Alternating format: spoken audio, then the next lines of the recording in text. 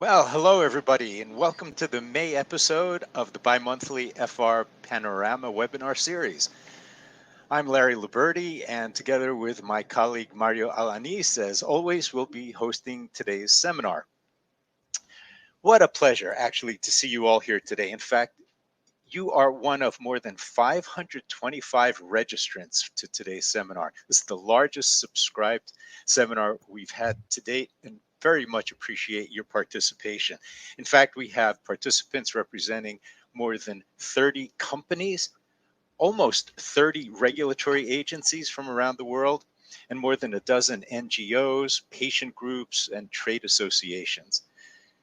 You know, you represent colleagues from more than 70 countries. 70 countries, I think, attests to the interest in this area, right, Mario? Just incredible. Wow. This webinar series was created to help stakeholders get a practical understanding about how to implement and refine or just consider the use of regulatory reliance pathways. FRPanorama is an educational program of the RUD Foundation, a 501c3 nonprofit organization, which is the sponsor of the FRPath project.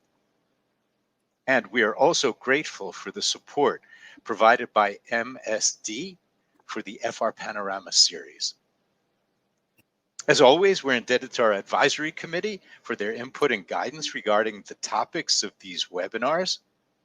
And it's our hope that by participating in these webinars, you'll get practical advice. That's the goal, practical advice to address your questions and to think more about the role and benefits of regulatory reliance. Well, we're sure that by now you have a basic understanding of the concepts behind reliance and that you're here to learn more about the practical aspects of how to get the most from the use of reliance. So today, we'll focus on considerations for optimizing the use of these pathways. Before I introduce today's distinguished presenters, let me introduce you to my colleague, Mario Alanis. Mario, over to you. Thank you. Thank you very much, Larry. You are right. We have seen a growing interest in the use of reliance across the world at the agency and at the company level, and all the time seeking for practical ways to overcome some of the reluctance on the use of reliance. I am impressed with the significant number of registrations that, as of this morning, you mentioned more than 520, something like that. That shows the world appetite to learn more about this topic, which is a topic that clearly supports the goal of expanding availability of therapeutics and therefore improving the quality of life of the populations elsewhere. Larry, let's get started. Okay, great. Thanks, Mario. Pardon me. As always, today's session will last 1 hour and 15 minutes. We hope that you'll find it to be an excellent use of your time, as have been the previous ones. The previous sessions are archived on the frpath.org website. Please feel free to suggest questions in the chat box. We'll do our best to monitor this and to pose these to our guests during the panel discussion. Today, we're going to look at 3 approaches to optimizing the use of reliance. We're going to be looking at the importance of Memorandum of Understandings and Cooperation Agreements with our guest Heraclio Rodriguez from Sanofi. We'll be looking at how we can work together towards more efficient global regulatory oversight through our guest Marie Valentin from the WHO. And how can we change mindsets to open ourselves to the use of reliance and to trust the use of these programs and that will be presented by Nancy Gnome of Auda NEPAD. Brilliant conversation here. And with that, I'd like to turn it over to Mario, who will introduce our first guest, Marie Valentin. Mario?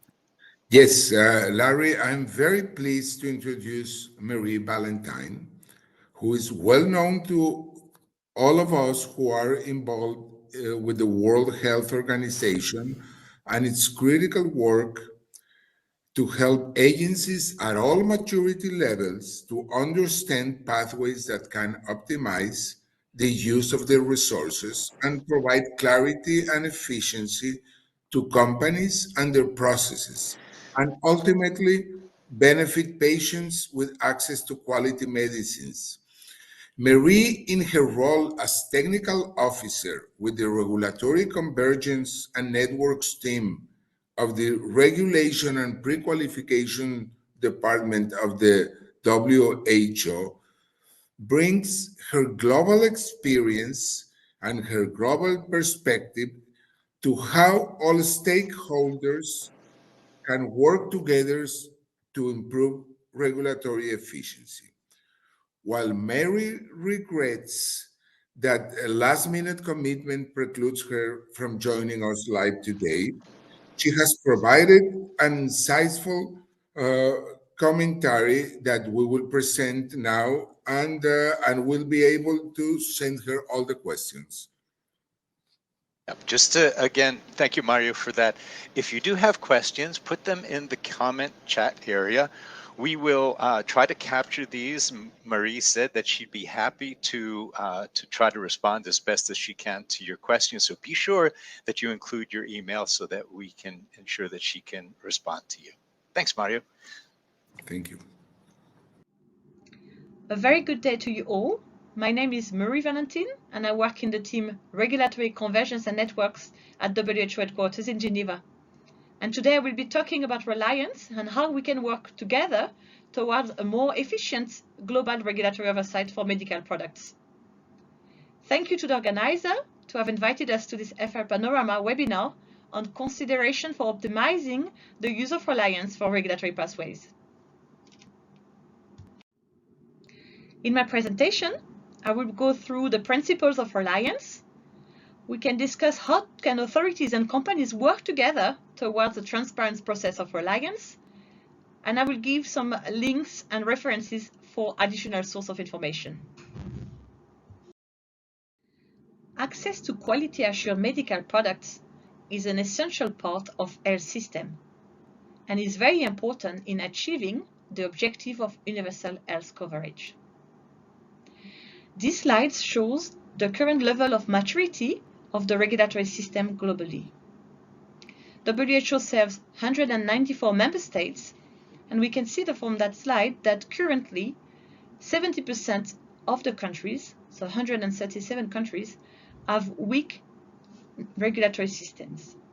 They haven't reached the functional and stable maturity level, level 3, that is expected in terms of controlling and authorizing and overseeing the medical products that enter in those countries. So it's very important to work toward regulatory system strengthening of all these countries. So why reliance? We can see that there is some improvement and many regulatory systems and many countries are trying to build up their regulatory systems, and the picture is getting better in terms of more stable regulatory systems. However, it will take a long time for all the countries to have a stable and functioning regulatory system. So how can we improve access to quality assured medical products in those countries to ensure that they get access to the best quality assured medical products? The objectives of the WHO Regulatory System Strengthening Program are based on two work streams. One is to build capacity in the member states, consistent with the good regulatory practices, which are a main principle to ensure efficient oversight of medical products. And the second one is for the authorities to work together, to collaborate, to promote regulatory cooperation, convergence, transparency through networking, work sharing, and reliance. And this is based on the Good Reliance Practice document that was published in March 2021. This slide represents some key concepts of reliance. So if we look on the left part of the slide, historically, the regulatory authorities were working very independently. So they were doing their own evaluation of application for authorization. They were doing their own inspection in terms of good manufacturing practices or good clinical practices. And we can see that there was a certain level of duplication of efforts and also a high workload.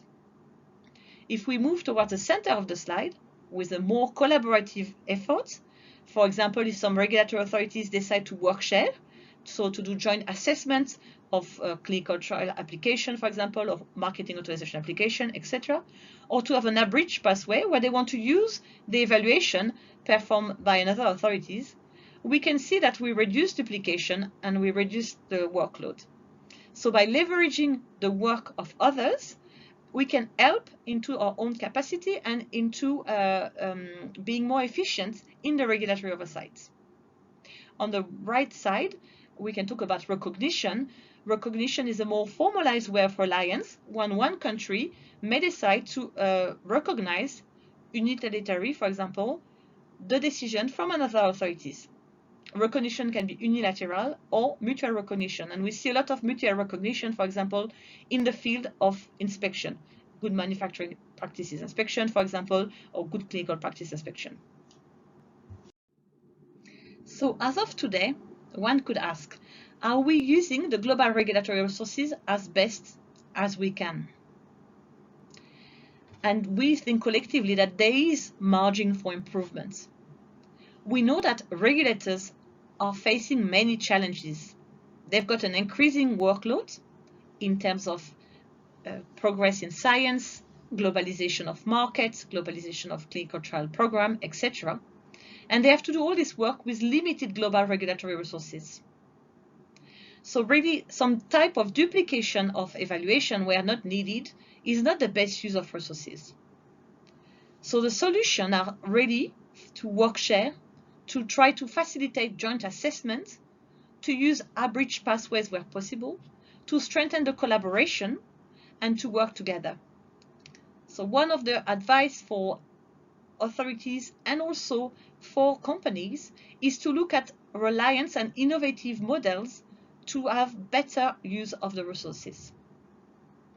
For the implementation of reliance, what is important to highlight is that it's based on a voluntary participation. So it is always possible, even when all the legal frameworks are not fully harmonized, it is possible to have some pilots and to try to work share and to try to share some of the regulatory function activities. It does represent a change in mindset because it might change the way people have been working for many years, and also it needs to build trust between the regulatory authorities, but it is happening. What we would advise is to start small. We cannot change the whole picture in one day. So really we have to look at some dedicated pilots, and we have to learn by doing. So we have to jump in the water and look at ways where we can work together and we can better use the resources. Last but not least, harmonization is a facilitator. We know that if the requirements between countries are harmonized, it facilitates the reliance, but it's not a prerequisite. So reliance approaches can also be used even if we haven't reached full harmonization of requirements. So the main principles of reliance, as we've seen, is to reduce duplication where possible.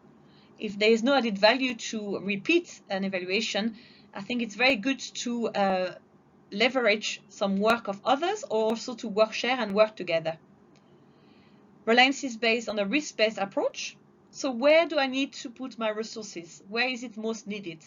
For example, if a medical product has already been pre-qualified by WHO or has already been approved by a stringent regulatory authorities, is it necessary to repeat the evaluation, or should I concentrate on a medical product that I'm the only regulatory authority to oversee?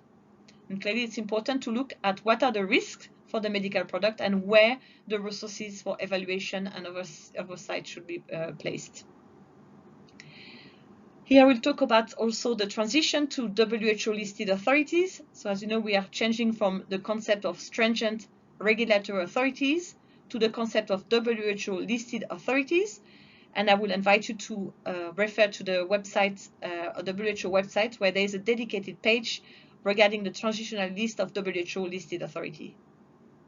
We can see many examples in Reliance. It's an exciting time, and we can see that it's used more and more by regulators.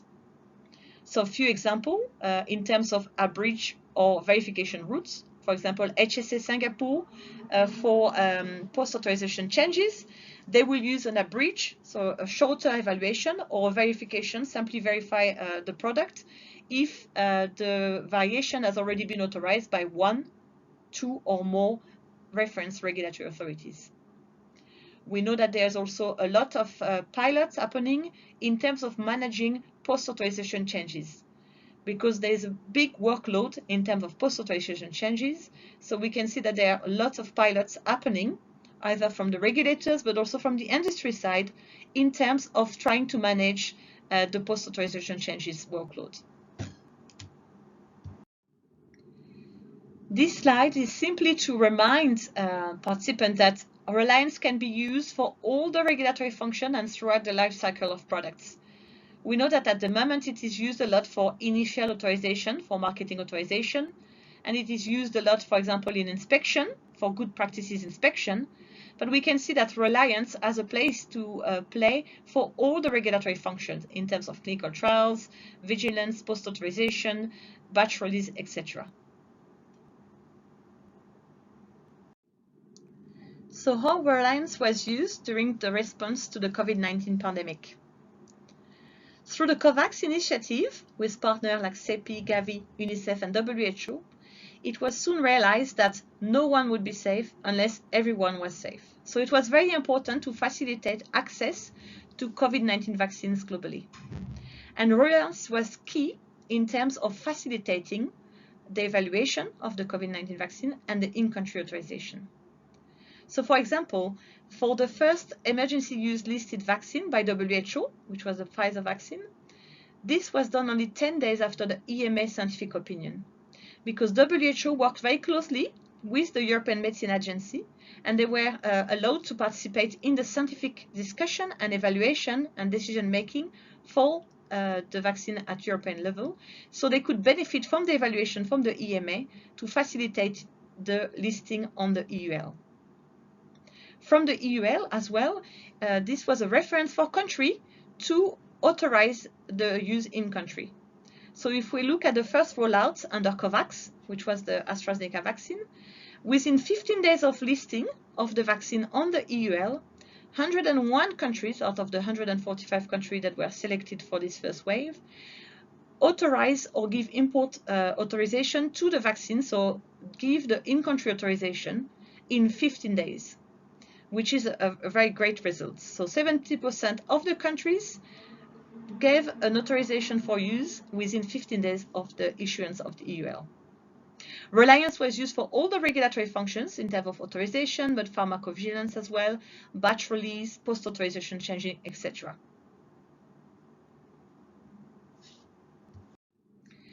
Reliance represents benefits for all the concerned stakeholders, with always the patients in the focus.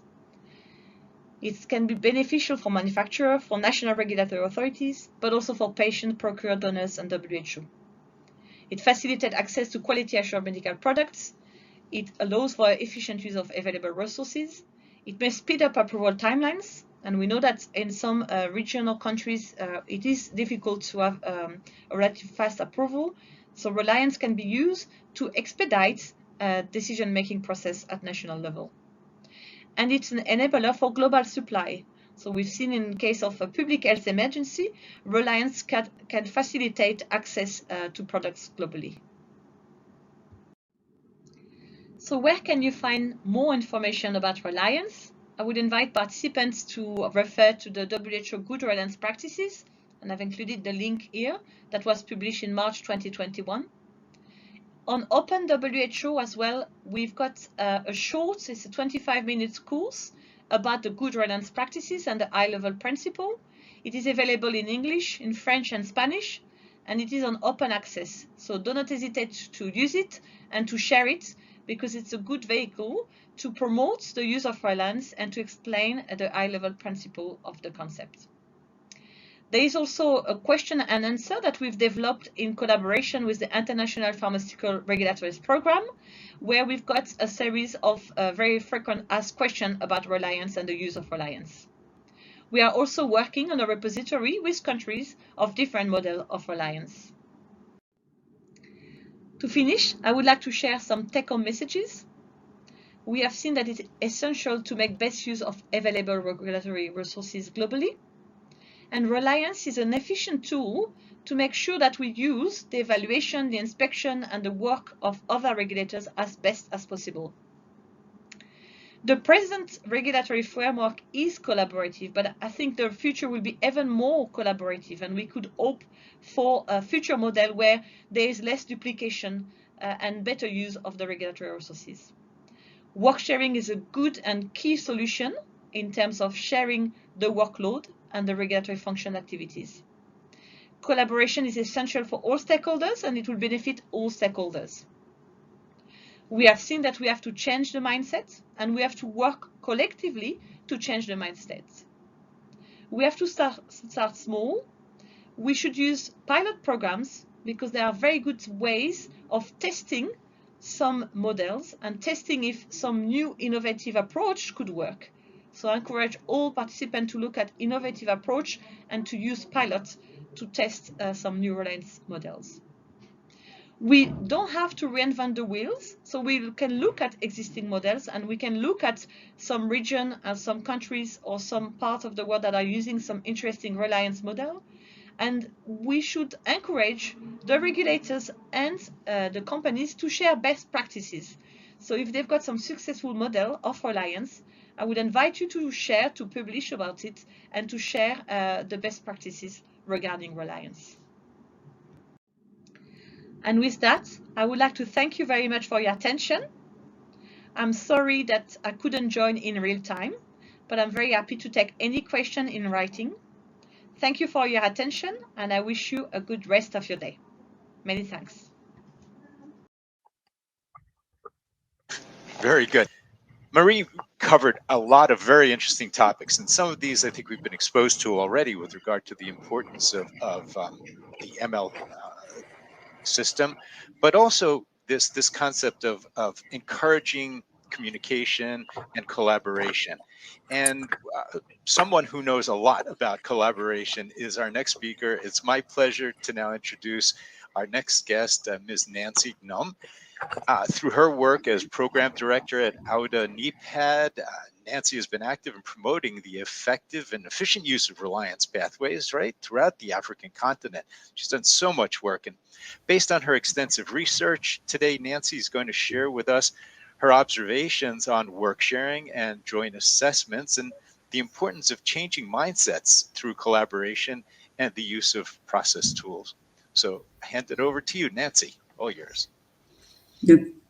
Thank you very much, Larry, and thank you for inviting me into this platform. So I'm Nancy Ngum. I work for the African Union Development Agency as a public health officer and working with the African Medicines Regulatory Harmonization Initiative. So I will be speaking on the work sharing, and I'm happy with the presentation from Marie because I think it set the stage for my presentation. And I'm happy she said we should start small, learn by doing, and also use pilot programs. So I'm just going to be giving an experience on the African continent on the work sharing and joint assessment and how we're trying to change the mindset of the regulators through collaborations and process tools. So the African Medicines Regulatory Harmonization Initiative came into force in 2009 after a research was also conducted based on challenges on the regulatory landscape on the continent. And this initiative was established by the African Union Development Agency, NEPAD, and the partners. The aim of the initiative is to improve access to medical products and technologies in Africa through harmonization of medicines regulation in the 5 regions in Africa, And we have the Southern African region, the East African region, we have the IGAD, the Central African region, and also the West African region. We also have the North Africa, but as of the moment, the project is being implemented, the program is being implemented in the 5 regions listed. So to operationalize the initiative, medicines regulatory harmonization projects were established in these regions, and these projects are operating at different levels. So I'm just going to be giving you successes and challenges of these, of the 3 projects, the one from the East African community, which was a pilot, and I'm happy Marie mentioned the fact that we need to start small. So the project actually started with the East African community, and then the other regions actually followed. So we're going to look at the challenges that have been faced and the successes as well from the 3 projects. So these are the East African community, and then the West African community, and also the Southern African Development Community. So the outcome of this research was conducted in all 3 regions with the support from the CIRS, the University of Hertfordshire, and then we also had other candidates that had supported this work. So I'm going to be presenting the outcome of what we have seen as successes and challenges of the work sharing initiative. So I had mentioned that the first medicines regulatory harmonization project to be established as a pilot was in the East African community in 2012. Then it was followed by the Southern African Development Community in 2015, which absorbed the Zazibona joint review procedure that had been established in 2013, after which we had the establishment of the Economic Community of West African States, a medicines regulatory harmonization project in 2017. So the work of the African Medicines Regulatory Harmonization over the last 14 years actually serves as a foundation for the African Medicines Agency, AMA. So we can see from this slide that the pillars of the African Medicines Agency are actually these regional projects. Looking at the effectiveness and efficiency of the regional regulatory work sharing initiatives, the study was conducted to compare the operating models of this project, the successes and challenges, and then to identify opportunities for improvement and alignment to further strengthen the foundation of the African Medicines Agency. On the strength of the regulatory harmonization initiatives, so we had the responses from actually the regulatory authorities and also the industry. So this is where this the summary has come from. So on the strengths, there was actually the view that building of capacity for assessors was one of the key strengths, information sharing among regulators as well, harmonization of registration requirements across the region, and also leadership commitment and governance structures was also developed in during this project lifespan. From the country processes, the strength that we highlighted from the study is that it's actually a priority review of the regional product initiative products. And then we also had the response on regular committee meetings, which is enabling timely finalization of products after the initiative is recommended. So basically, there is timely finalization of products, and the aim of the initiative was actually to reduce timelines for registration of products. So one of the strengths from the countries or the regulators was that, yes, they've actually been a timely finalization of products due to the work sharing. And also a separate register and tracking of MRH initiative products was also one of the strengths of the initiative. On benefits to applicants, there was agreement about the benefits from manufacturers and applicants, that there is reduction of the burden of preparing multiple dossiers, for submission to multiple countries. So instead of an applicant submitting to multiple countries, the fact that they can submit to the regional process was actually a reduction of the burden for preparing multiple dossiers.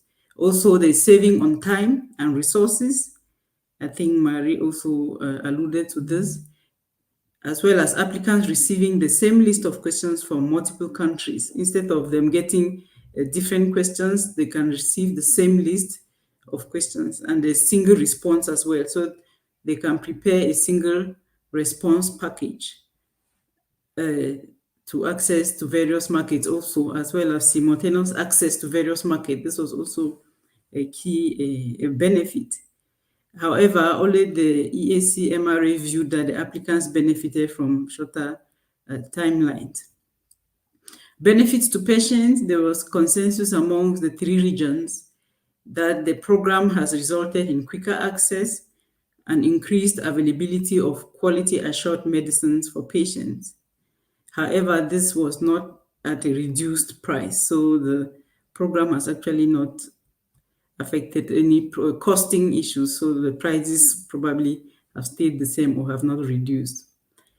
Regarding the challenges or the weaknesses of the regional initiatives, there's a lack of centralized submission and tracking. So this is the view that there has to be a centralized submission and tracking point. There is also dependence on the country's process for communication with applicants and expert committees. So the project is relying on the countries to communicate with the applicants and the expert committees.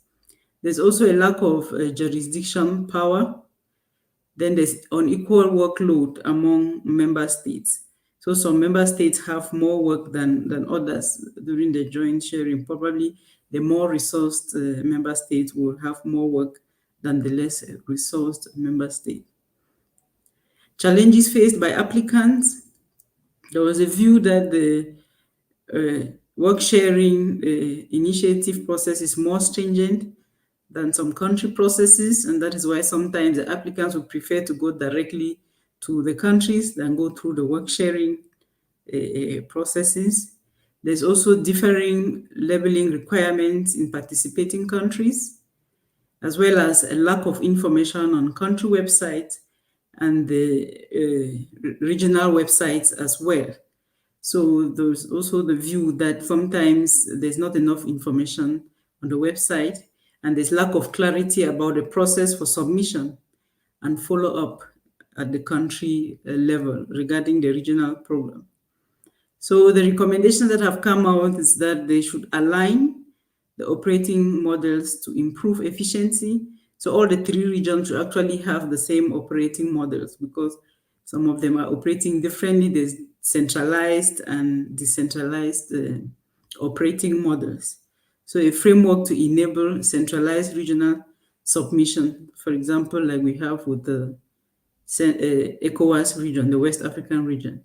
Also, there is a recommendation on a legal framework, a fully centralized procedure, a decentralized procedure, and national procedure. So there's need for legal framework. Then there's also a need for communication with applicants, because there's also one of the challenges that there's not timely information to applicants.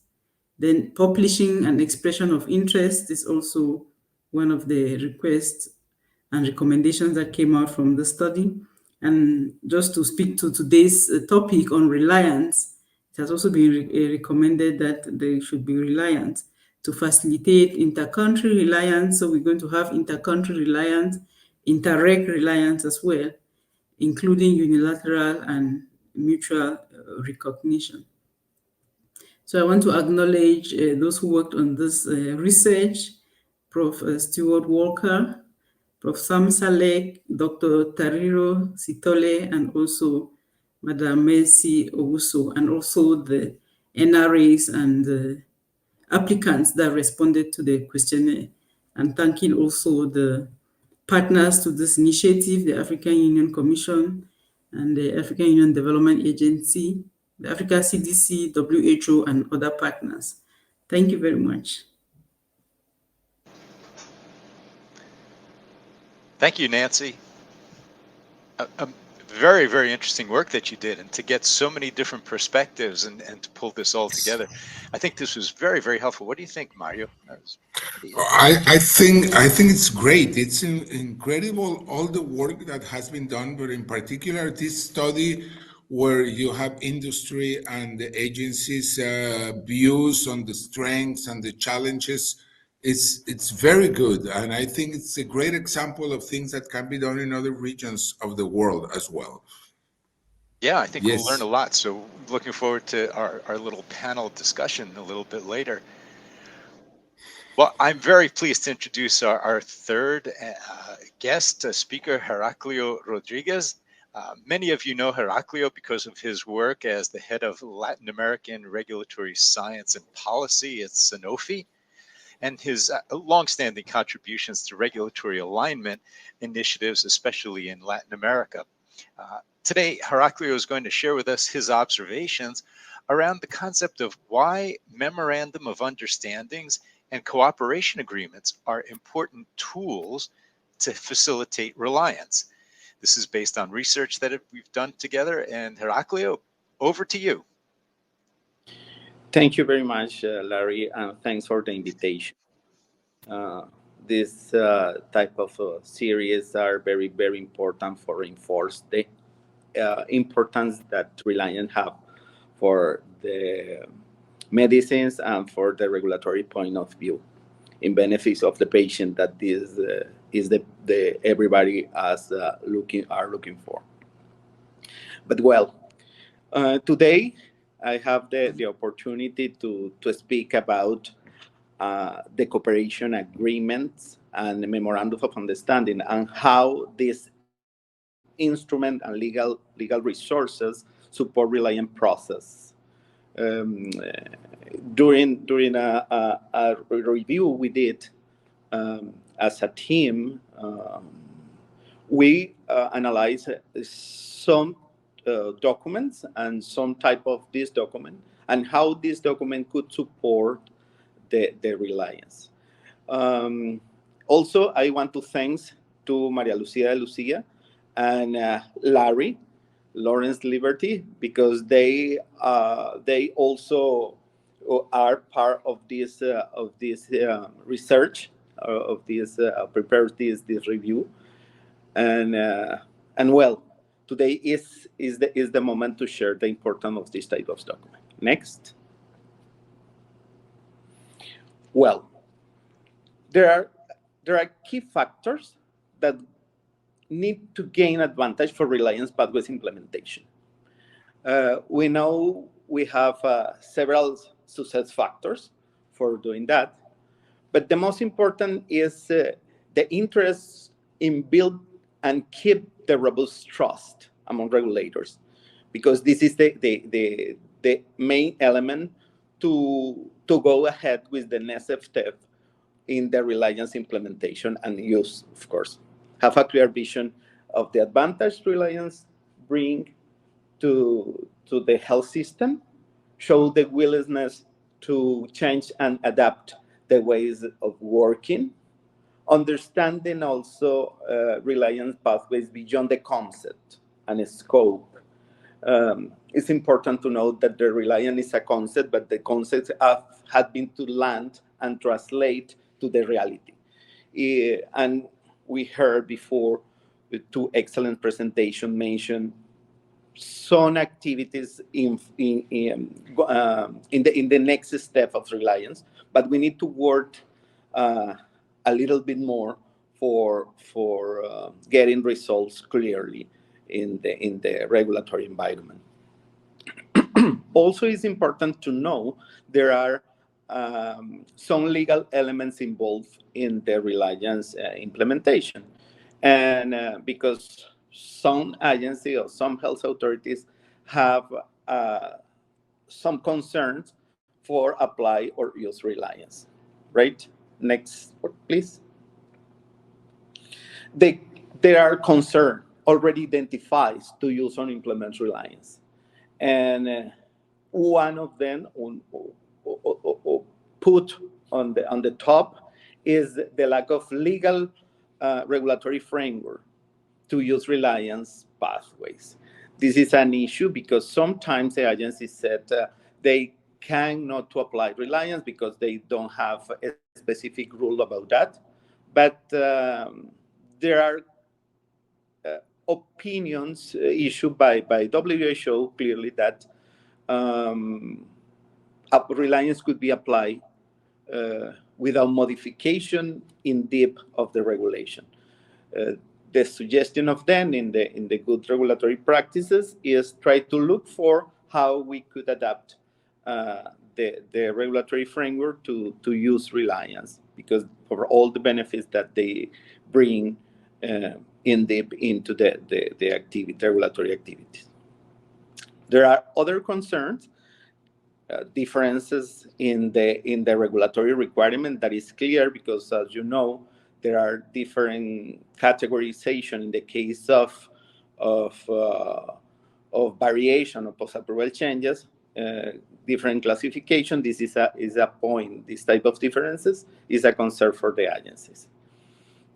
Difficulties to access and get complementary support for support the regulatory information. Sometimes it's clear for us the assessment report is an issue now because it's not easy to get all information according to the different opinion that the health authorities need for decision making. But there are some difficulties about that. An unclear definition of Sanofi's product, right? There are differences, there are different point of view, and this is a point to be clarified, but this is a concern that the agency have. But as you know, and as I mentioned before, during COVID pandemic, some action from the agency, some action from the organization facilitate the introduction of medicinal products based on reliance concept. Why? Because it was were necessary to have the product in the time, to have vaccines for the people, and the agency look for alternatives to solve the issues. But well, today, the point considered for my presentation is basically focused on try to put on the table how the lack of legal regulatory framework could be a less concern for the agency. Next slide, please. Okay, but international agreements as legal tool. As you know, the cooperation agreement and memorandum of understanding are documents from the diplomatic point of view, and these have a strong legal consideration to be taken account for the agency. This is not what that I say you, but reliance involves direct collaboration between authorities in different countries or institutions in order to share regulatory information.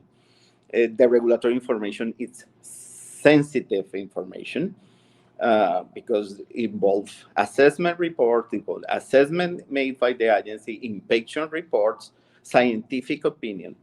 But in this case, INBRA and WHO have a clear opinion, a clear position. Formal tool like this type of resources have to be supported in confidential commitment, confidential agreement, and memorandum of understanding of this type of document. This was described in the case of INBRA in the statement from global medicine regulators on the value of regulatory reliance, and what were mentioned this type of resources. Next one.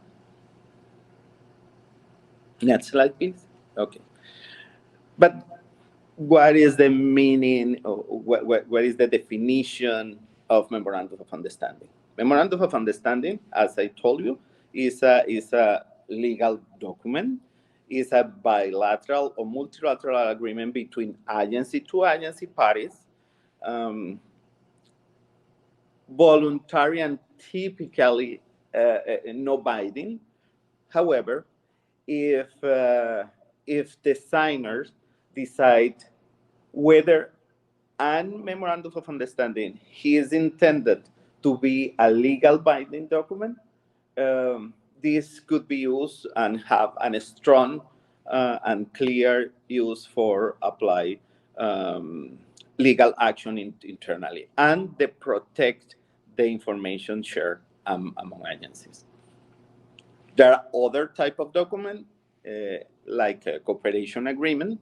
As you know, there are different type of cooperation agreements signed by the agency, and also are instruments or legal instruments of technical and administrative nature signed by representative of government departments, could be the head of the agency or minister of health, or people designed for doing that, authorized, generally are legally binding agreement among two or more autonomous bodies to collaborate on matter of their competences. In the case of a regulatory agency, those are a strong document to be signed. And even there are some type of documents signed in the region and in different level of the agency. But those documents generally have confidentiality clauses.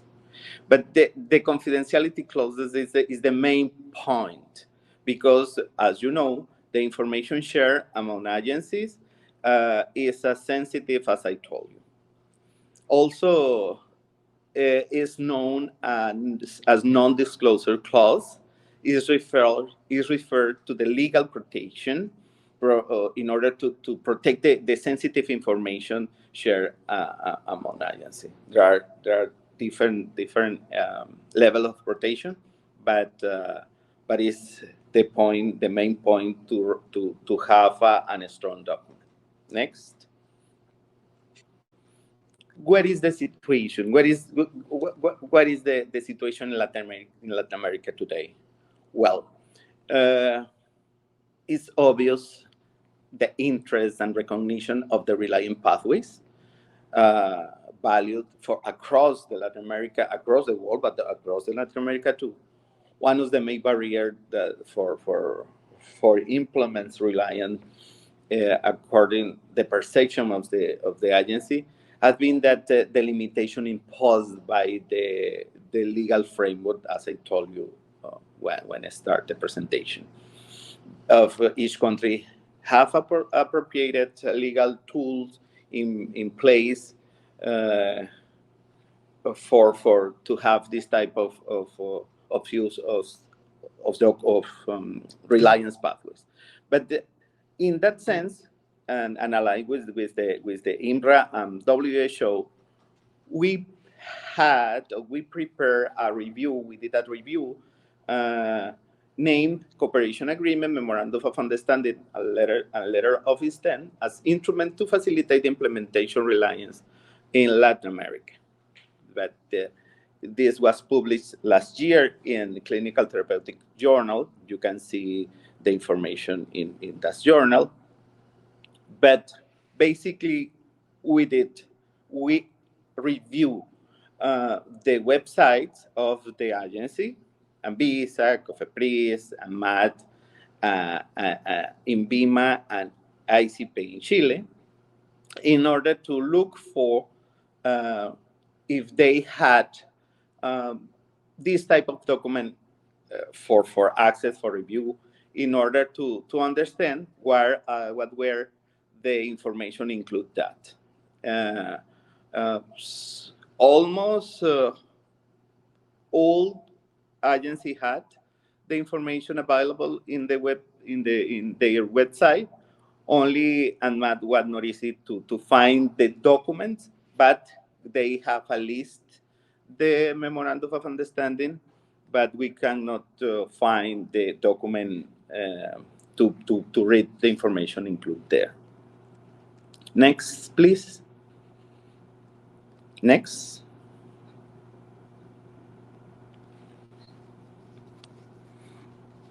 Right. As I told you, this is the paper and published in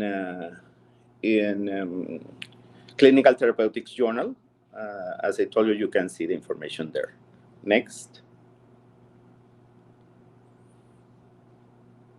Well, we did a review, as I told you, about looking for this type of document in the website, and we found that they were available, and we review and compare the purpose and scope. And basically, in the case of memorandums of understanding, the purpose in all documents were basically to establish avenues of communication in order to facilitate the exchange information related to regulation, conformity assessment, about therapeutic products, public and private information about the product. And the second one was encourage the adoption, of good regulatory practice based on international convergence. And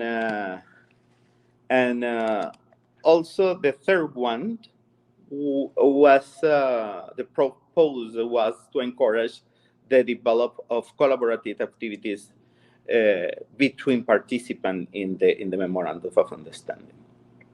And the scope involved the exchange of information about the regulation of therapeutic products, including policies, practice, standard, good manufacturing practices. The second one, information exchange mechanism, to evaluate health technology and exchange medical device, foods regulation in general based on regulation. This is what were the scope identified in the case of medicine. It's important to highlight the title of the signer is key in order to give a strong support to the document, because they have to be authorized for signing. And generally head of the agency or minister of health, or probably a legal representative of the national regulatory agency signing the document. And the majority of documents include confidentiality clauses. Next. In this table, you can find, or you can see how we distribute the information, and the information extract. Here is an example. In the paper, you can see more details about that.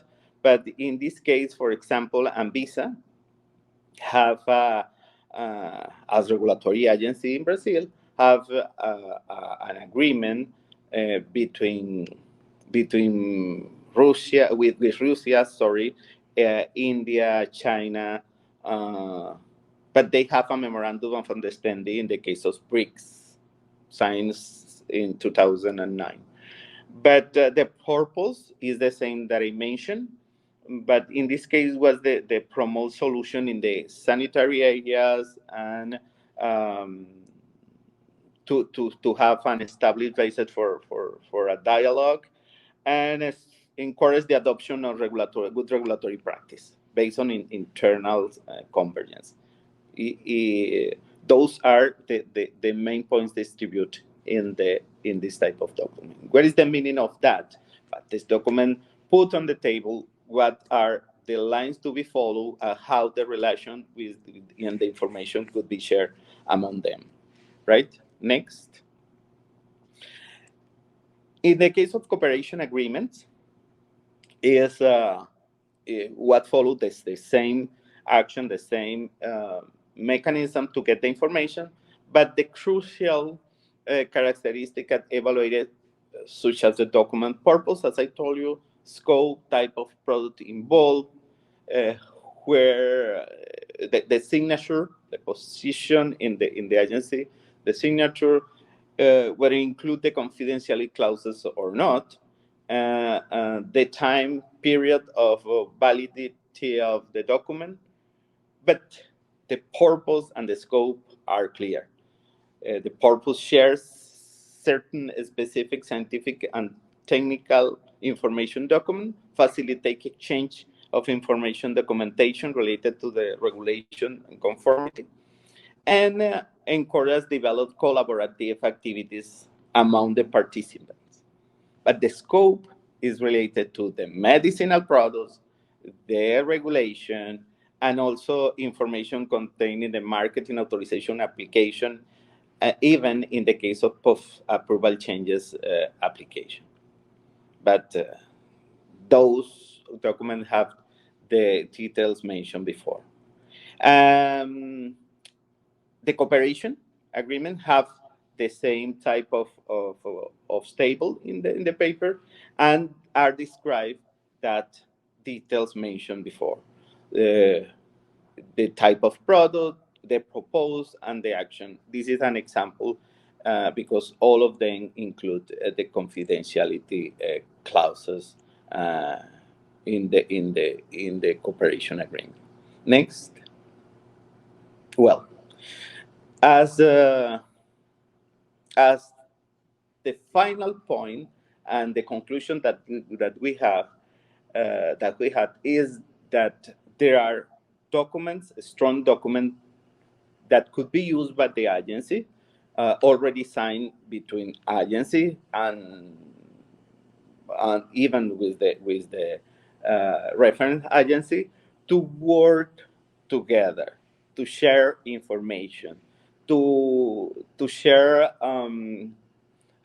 products and specification and evaluation about the product. This is a key point. Is kept the confidentiality. Although there is not mandatory to have signed this type of international document to apply reliance, there are a good alternative to give security of the agency on sharing information about the product, regulation, report, etc. The content of memorandum of understanding or cooperation agreement available show that these legal instruments for keep and establish channels of communication channel among the agency. The scope and purpose of this agreement or this type of document involve sharing technical and scientific information among parties, especially in the case of regulation, conformity, and assessment for decision making. This is strong recommended that the agency review this type of document available, memorandum of understanding or cooperation agreement already signed, to take advantage of them to facilitate the reliance and implementation supporting this instrument. This approach defines the confidentiality framework.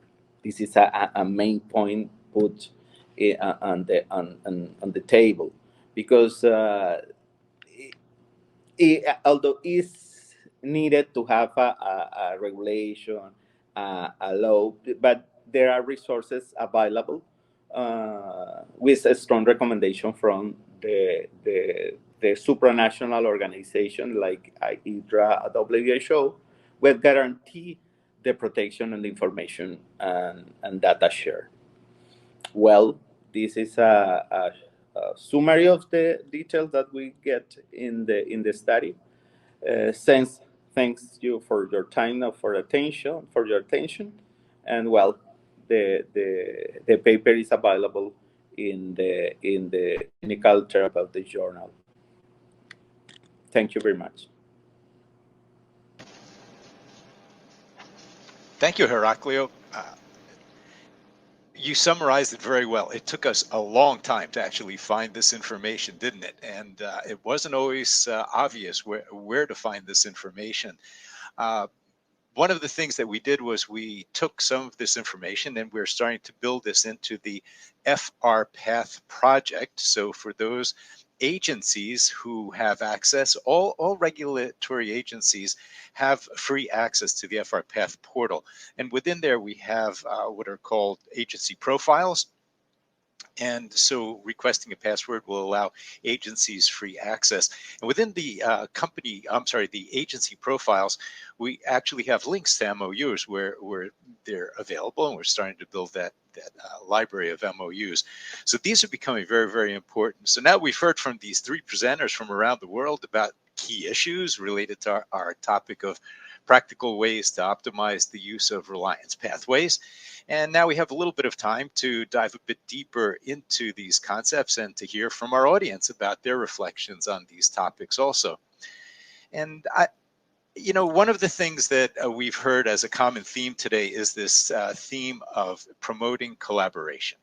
And what are the mechanisms to best promote the collaboration, not only between agencies and regional economic cooperation groups, but also between the companies and the agencies. And we've heard about governance and how having a structure in place is very important. Now, a thought that we batted around, Heraclio and Nancy, is this concept of the MOU as the basis for governance. But one of the questions that Mario and I have talked about too is, what comes first, the chicken or the egg? Do two agencies first collaborate and start understanding how each other work, and then move on to develop a legal structure like an MOU or a cooperation agreement? Or do they first say, well, let's put a cooperation agreement in place or an MOU and let's get all of those details worked out, and then we can have a more open conversation about how we should interact? So I'll start with you, Heraclio, and maybe you can just give us some thoughts about what your research showed. And then Nancy, from your experience in Africa, maybe you can tell us a little bit about what comes first, the chicken or the egg?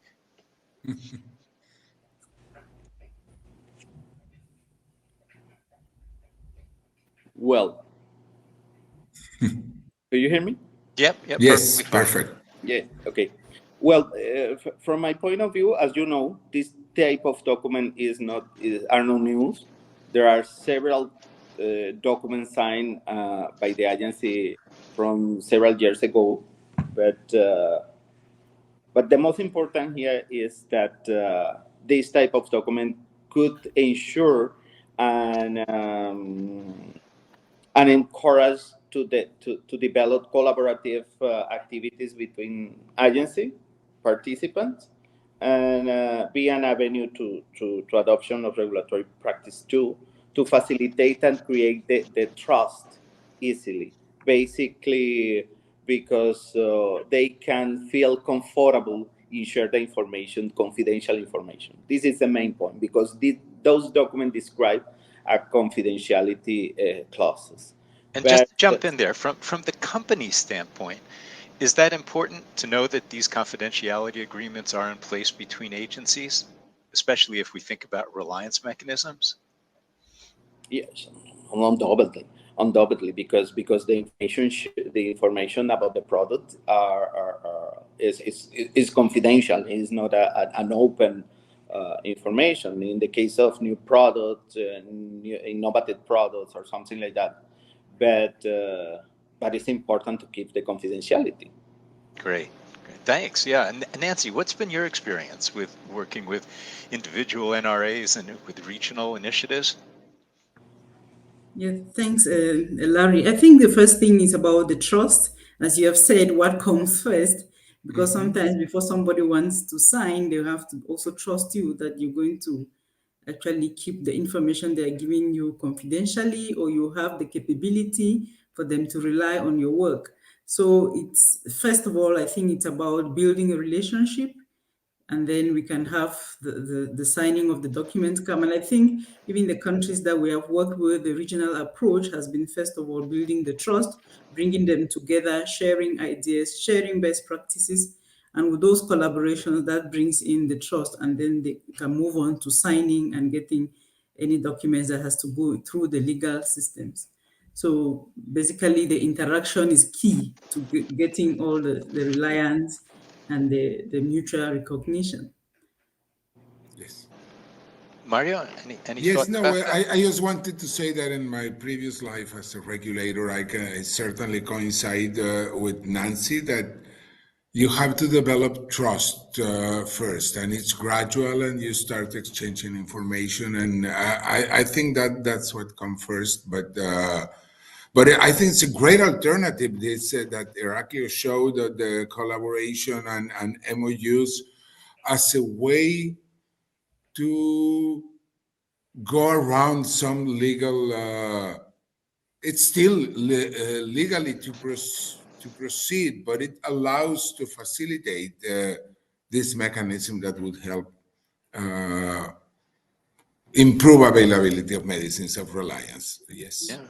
Well, that's a really interesting concept because, one of the things we wanted to ensure, and Marie talked about this, is to ensure that Yes. regulatory systems are prepared for how the markets are evolving. We have different kinds of products that are coming out, different needs across countries.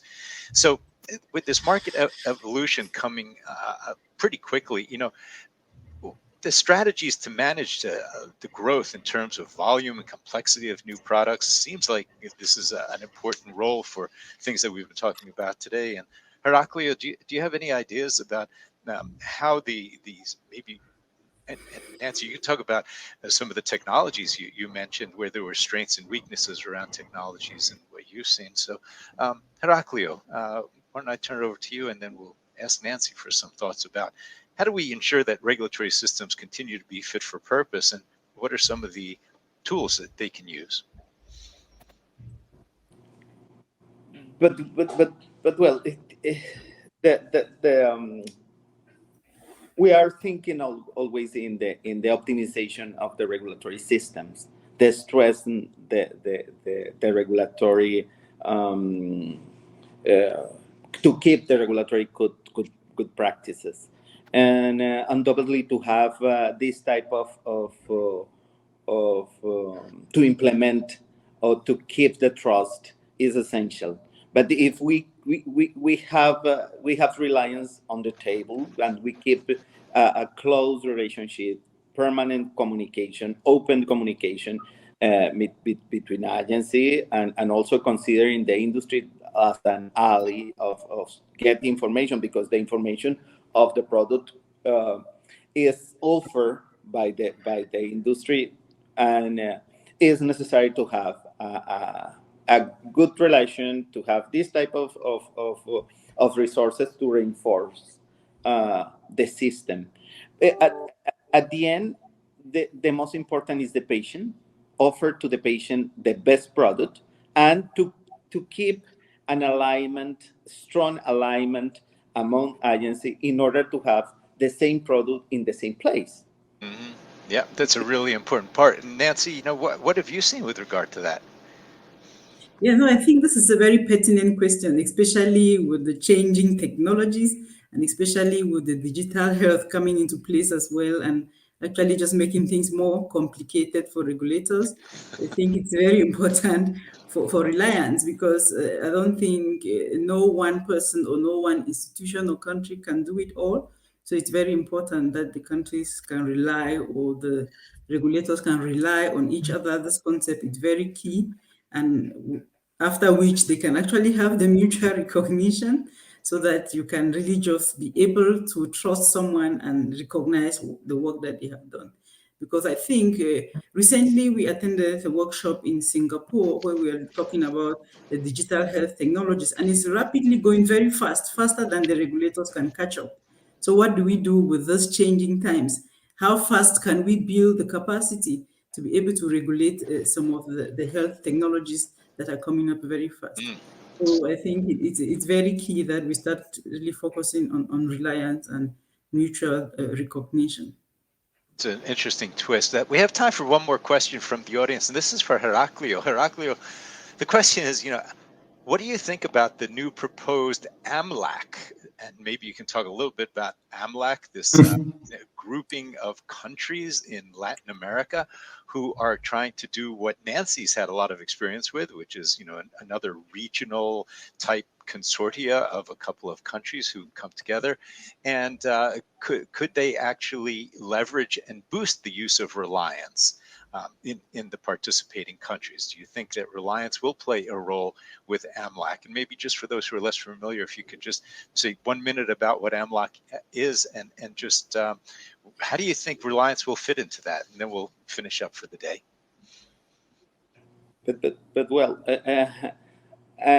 all initiatives in general are good if they actually want to keep or put reliance as a key element for the activities is fine. Is not bad action, but we need to understand better what is the focus on the new proposal of the agency working together and the action. Still, I don't have more details to say something about that. But one point that I want to say now, but is important to keep in mind, that reliance is not a new regulation. Reliance is to take advantage of the action made for other regulatory agency, consider the capabilities, the capacity, the action, the mentality to put in benefit of a product, to decision making, and is take advantage of that, of course, with the additional requirements if need clarification, but is take advantage of that for improve in terms of saving resources, and also to put the product in less time and avoid rework or reduce the overload. This is the point that everybody have to keep in mind, but for that reason, the trust is essential. Well, it's a great way to finish up, Heraclio. Thank you very much. I just want to make an announcement that Nancy's research, and Nancy, you can jump in, will be published in the near future. I believe it's been submitted for publication and would be available. Is that true? We don't have a link yet to your research. Is that right? Yes, I think I will share with you, and then you can just populate on the website. Okay. Yes. We'll put it up on the FRPath website when it becomes available. Well, this has been really great. As always, this has been an engaging session. Thank you very much. We believe that reliance and these related interactions are really valuable. And today we've taken steps to understand some of the key building blocks to maximize the benefits of reliance. Each speaker, I think, has left us with some very brilliant insights and practical advices that we can implement today. And one of my favorite parts of these presentations is, in fact, when we summarize some of the key actions that you can actually take. What can you do right now based on what you learned today? We've heard a lot of very interesting things, but they're activities that you should be able to undertake. So what might those be? I think this concept of MOUs and cooperation agreements, that NRAs should be able to formalize communication channels, and that these can help enable cooperation between organizations. So if you're one of the many regulators who are participating from all around the world here, and you are not sure whether or not you have MOUs or other relationships in place with other agencies, check out tomorrow. See what's in place. With regard to the second one, to benefit from the use of reliance, often an organizational mindset change is needed. We've heard this from several of our speakers today. And start small, using a pilot program to align your stakeholders' roles and expectations. So if you're a pharmaceutical company and you have not used reliance, pick a product, try it, see how it works. Put together a team that can monitor it and understand what is working and what didn't work and what you can do better. And if you're an agency, then also consider using a pilot program, working closely with a company that may help facilitate the whole process. And that can be done pretty quickly. Mario and I have been involved with a number of agencies where they are very open to piloting this kind of activity. So don't think that this requires 6 months or 8 months worth of planning. It can be done tomorrow. And finally, communication between the national regulatory authorities and applicants needs to be consistent. Reach out and discuss things like target timelines for joint review processes. Could these differ depending on the NRA's processes and the regional initiatives processes? And there may be opportunities to identify what we would call regulatory agilities. It's not always that one size fits all, right? Mario, you've seen this. We need to be flexible with regard to these activities. So reach out tomorrow, pick up the phone, send an email, and understand what it is that's necessary to make the reliance process work for your particular products and your activities. Yes, and exactly, Larry, and particularly as was mentioned, changing the mindset. That's it's so important. You start and it's related to start small. It's, well, let me try, as you mentioned, and then can lead to consolidation and grow. Start but small and grow. You have to start. Yes. That's great. Take that first step. Well, remember, everybody, a recording of this session will be archived shortly on the FRPath.org website, as are previous sessions. We're sure that you'll use the suggestions and observations that have come from our conversations today in your activities. We really want these to be practical activities that you can implement tomorrow. And as a reminder, our next webinar will be held in 2 months, July 11th, when we'll be investigating simple steps to optimize the use of reliance pathways. We'll be talking about developing SOPs and training programs, using public assessment reports from reference agencies to use in reliance decisions, and optimizing early agency and industry communications. So we'll be sending details to you in the near future, where you can register at FRPath or through the communication we send you. And once again, Mario and I would like to extend a very special thank you to our guests, Heraclio, Nancy, Marie, and again, thank you all for your interest and participation, and all our best until we meet again.